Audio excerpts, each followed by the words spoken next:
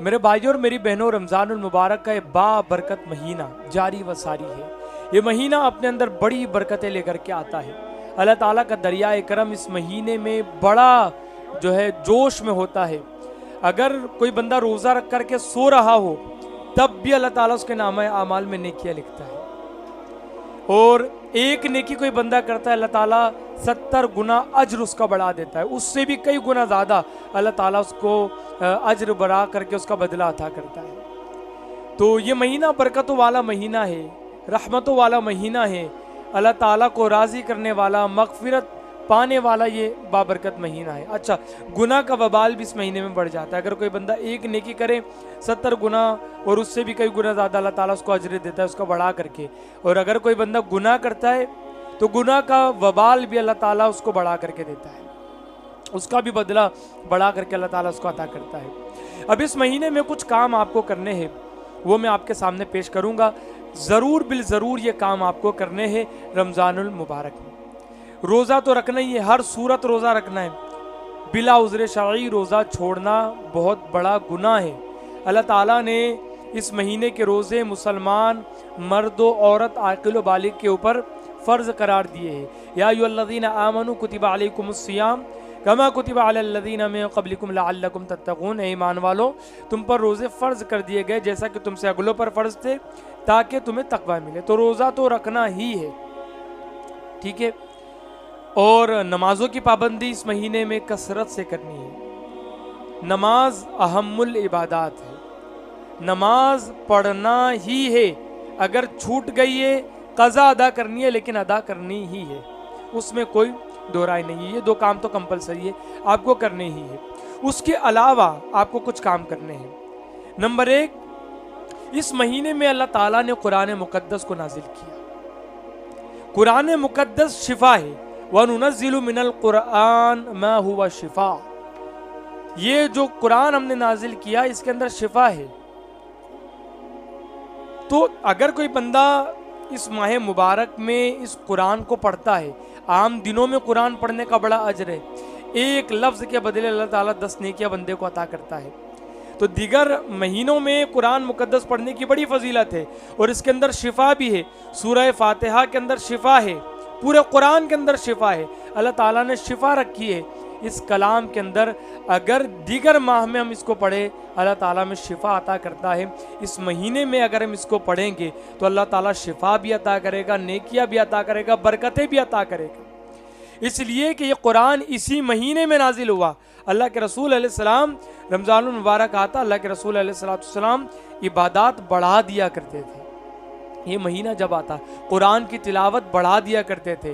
کئی روایتوں میں یہ آتا کہ حضرت جبرائیل قرآن پڑھتے، رسول اللہ سنتے۔ تو یہ قرآن پڑھنے کا مہینہ ہے۔ اس مہینے میں کثرت سے قرآن مقدس کی تلاوت کریں۔ اللہ تعالیٰ کا پیغام ہے قرآن بندوں کی طرف، تو قرآن مقدس کی تلاوت آپ کو کرنی ہے۔ نمبر 2، یہ مہینہ مغفرت پانے والا مہینہ ہے، مغفرت پانے والا مہینہ ہے۔ تو اس مہینے میں توبہ و استغفار کو اپنے اوپر لازم کریں۔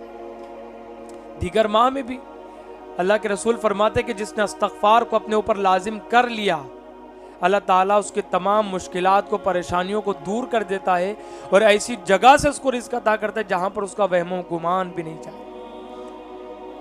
استغفار بندے کے درجات کو بڑھاتی ہے، استغفار پریشانیوں کا خاتمہ کرتی ہے، استغفار رزق کو بڑھاتی ہے، بے برکتی کو ختم کرتی ہے۔ استغفار قرب الہی کا بہترین ذریعہ ہے، دلوں کو نورانی بنانے کا بہترین ذریعہ ہے۔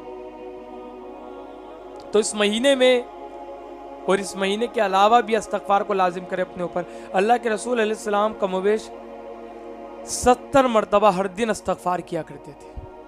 توبہ استغفار، استغفار کی کثرت، استغفر اللہ استغفر اللہ استغفر اللہ، یا جو بھی استغفار آپ کو یاد ہے، استغفر اللہ ربی من کل ذنب واتوب الیہ، یا جو بھی استغفار آپ کو یاد ہے ایزی ہو اس کو پڑھے، لیکن مسلسل پڑھے۔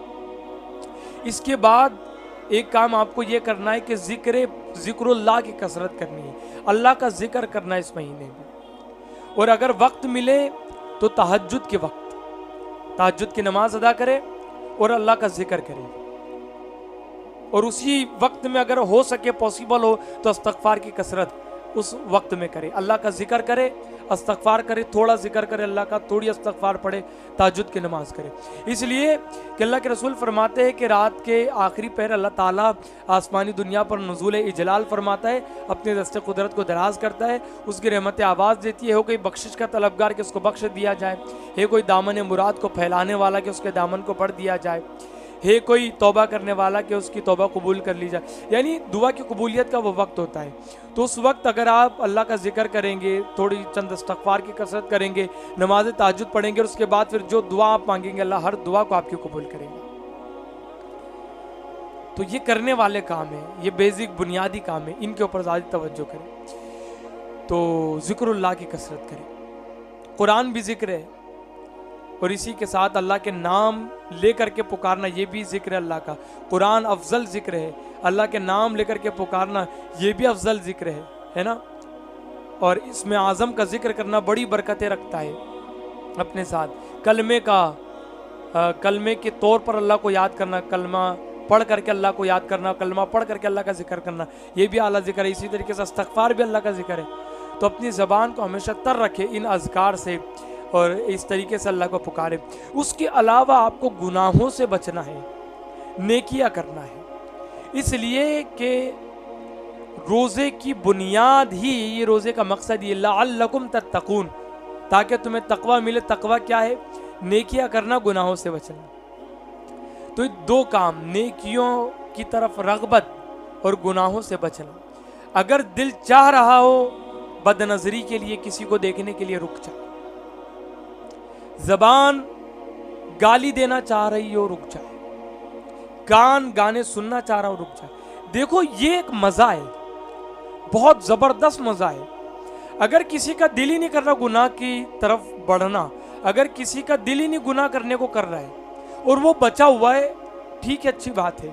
लेकिन अगर किसी का दिल चाह रहा है गुनाह करने को, किसी का दिल चाह रहा है बदनज़री के लिए, देखने के लिए गंदे मनाजिर को, अगर किसी की ज़बान चाह रही है गाली देने के लिए या गलीज़ अल्फाज इस्तेमाल करने के लिए, अगर किसी के कान चाह रहे हो गुनाह वाली बात सुनने के लिए, गीबत सुनने के लिए, चुगली सुनने के लिए, गाना सुनने के लिए, अगर किसी के दिल के अंदर गंदे गलत ख्यालात पैदा हो रहे हैं और वो बंदा अल्लाह के लिए रुक जाए, तो अल्लाह कितना खुश होगा। अगर कोई गंदे मनाजिर देखना चाह रहा हो, रुक जाए, नहीं, अल्लाह ताला ने हराम किया है इसको। गाली देना चाह रहा हो, रुक जाए, नहीं, अल्लाह ताला ने मना किया है। तो जब बंदा अपने मिजाज को, अपनी आदत को इस तरीके से ढाल दे, तो अल्लाह उसको तकवे की दौलत भी अता करता है, अल्लाह उससे राजी हो जाता है, रसूलुल्लाह भी उससे राजी हो जाते हैं, और उस बंदे को अल्लाह अपना दोस्त बना लेता है। फिर वो जिस फील्ड के अंदर उतरता है, अल्लाह ताला उसको कामयाबी व कामरानी से हमकिनार फरमाता है। ये तो आला इबादत है कि दिल चाह रहा हो लेकिन बंदा अल्लाह के लिए रुक जाए। तो मेरे भाइयों, इस महीने में अपनी तरबियत करे, माँ बाप को राज़ी करे, इस महीने में जो नाराज़ है, रूठे हुए उनको राज़ी करे, और इसी तरीके से खैर खाही का मामला रखे, अल्लाह ताला की तरफ जो है, अल्लाह ताला के काम की तरफ, नेकियों के काम की तरफ बढ़े, और अल्लाह को राज़ी करने की, रसूलुल्लाह को राज़ी करने की भरपूर कोशिश करें।